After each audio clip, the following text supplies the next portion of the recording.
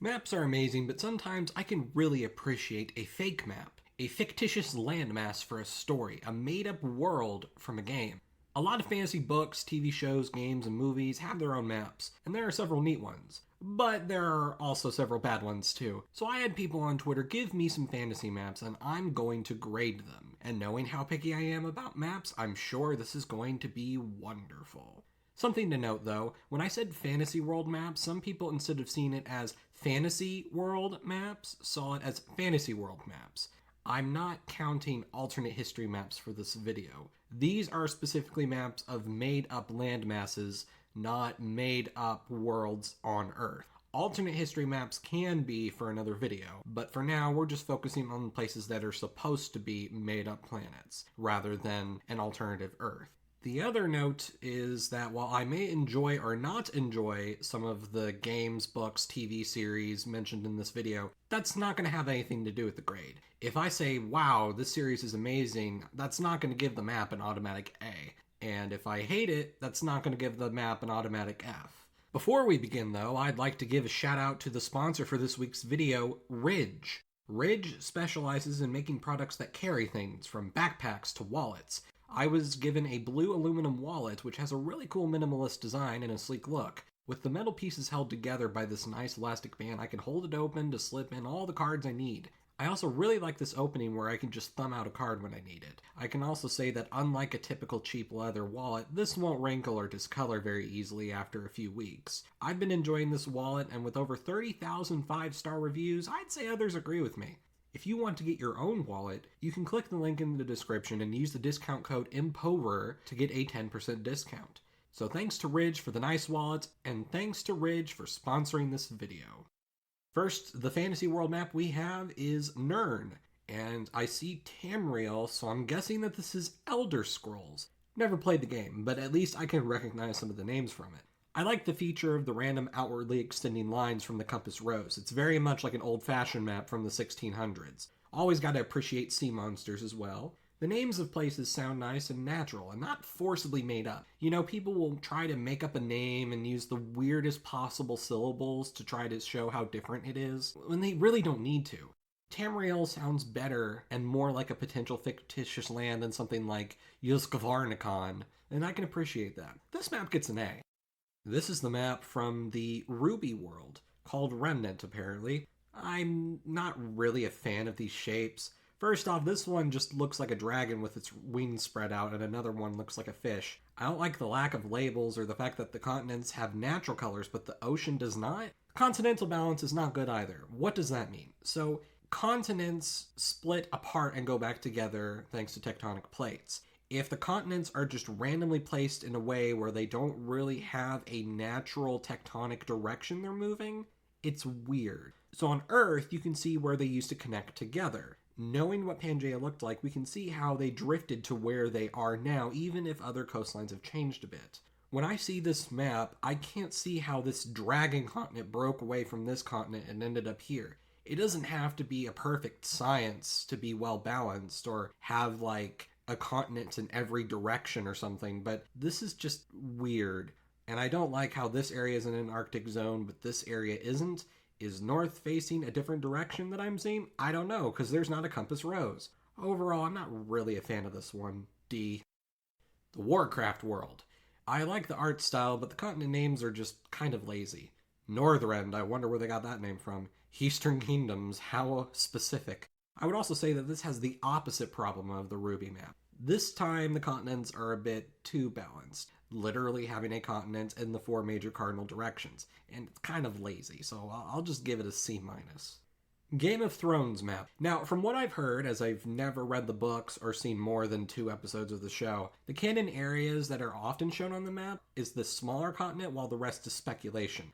So if I'm only to judge it based on Westeros and part of Easteros, then it's okay, I guess. Although it's hard to overlook that it's obviously upside-down Ireland and Great Britain attached together, and I'm not the only one who's noticed this. If we include the rest of the mass, though, I actually think it makes it worse. This entire world suddenly becomes 2 fractured rectangles, and this giant ocean is just a wasted space, almost. I do like the colors of this map, though. So I guess if we're talking the map that most people use, It's a B minus, but if we're including this extra giant continent, it actually gets downgraded to a C. The Fire Emblem map. This one is another sticks out from a corner map that you see a lot in these type of fantasy worlds. Looks an awful lot like Shikoku Island from Japan from a weird angle. Also, I guess Crimea exists here too, just like in our world, and I'm guessing the creator must love ancient Persia because it has the cities of Persis and Susa. Not much else to say about it, honestly, though. C+. This map is from Wheel of Time. Honestly, I'm just at this point tired of so many of these maps being a giant blob in the upper right corner to center of the map that coincidentally has mountains at the edge of the page. It's just so overly done at this point. That aside though, the compass rose looks really cool. Digging the colors of the map. I do wish, however, that the borders stood out more because at least with this picture they just blend in easily. I almost honestly thought they represented railroad tracks at first. Some of the city names are hard to make out too if they're in a darker green area on the map. The countries seem generically fantasy. Wait, is that one called Tyr? Tear? Oh, that's weird. I guess overall, C+. Realm of the Underlings. I wish that the sea or land stood out more because I mistook these waves for mountains at first glance and it kind of threw me off. While this is another extended from a corner map, at least it picked the corner that's not the top right. Also, I'm not sure if some borders are left out because I see a border for the Mountain Kingdom, but not between Pharaoh and Ripon. Are these countries or regions? I don't know. Maps tend to distinguish this by either having a different font or all caps versus like normal or something like that, but this doesn't really do that. And maps need to distinguish between these type of things. And since they have the all caps label, just like the Mountain Kingdom, I expect they're countries, so they would need a border, but it's hard to tell. Overall, this is kind of disappointing. D+. The Seven Cities map. Another corner map. I swear, this could be a drinking game by this point. I like the smoky blue color of the ocean, though. Labels are clear, and there's really not that much to complain about this one, truthfully. B+. Redwall. This map is drawn more like a bird's eye view of the landmass itself rather than a map. And I actually kind of like it for that. Some of the names could be more creative, like Big Inland Lake and Lake. But its aesthetic is perfect for a medieval fantasy, and it definitely makes me want to rewatch the TV series or reread the books at some point. Solid B. Middle-earth, the OG fantasy map. A lot of fantasy maps were probably inspired by this one. Zooming in to a coastal area instead of showing the whole world is a huge thing that Middle-earth started on fantasy maps. The thing is, though, there have been many maps made of Middle-earth. I honestly have a hard time grading this one. Because there are so many maps of Middle-earth, I don't know what the original one's supposed to be. And the grade can very much change based on aesthetics. The aesthetics on this one submitted are kind of but on this one they look a lot better. I don't even know what the original one would have been since this map keeps getting restyled. So I guess I'll just give it a solid B, but I guess it could vary based on which map I'm looking at.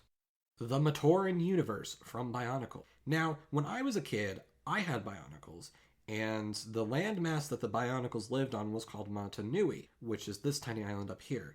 And when I got Bionicles, the map of Montanui was constantly posted, and it is one I remember quite vividly. It had the different zones for the different Toa based on the elements, and so I always liked how it had, like, an ice area, a jungle area, a mountain area, and a volcanic area, and so on.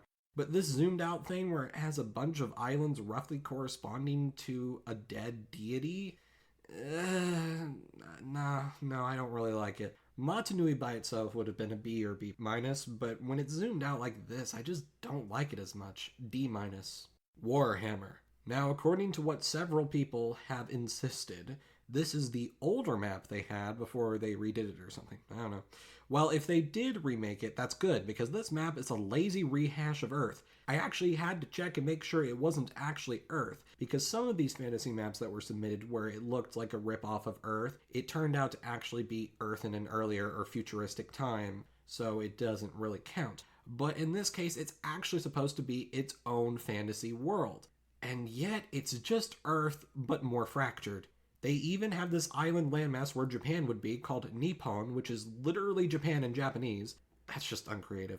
Albion, totally not related to the ancient term for Britain at all. Not at all. Norska, totally unrelated to Norway. They even call the Americas the New World. Kingdoms of Ind, I wonder if that's related at all to India. I'm sorry, folks. I just have to give this one an F. I don't like it. Sorry. And for our final fantasy map for this episode, Avatar: The Last Airbender. I am a huge fan of this show because of not only the amazing characters in the story, but the details. And this map is no exception.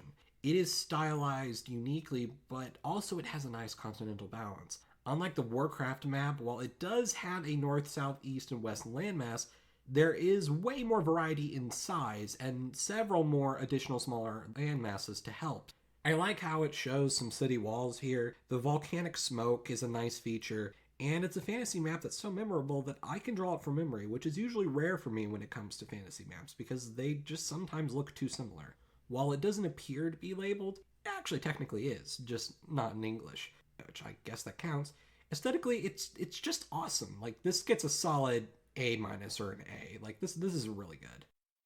And that does it for grading fantasy maps. There were a lot of other fantasy maps that you were able to give me on Twitter, and I'm sure I will come back to grading them in a future episode. Or maybe I'll have another episode where I grade maps from alternate history worlds. Be sure to comment on which one you'd rather have next, and be sure to like and subscribe if you enjoyed this video, and ring that bell so you can actually see it.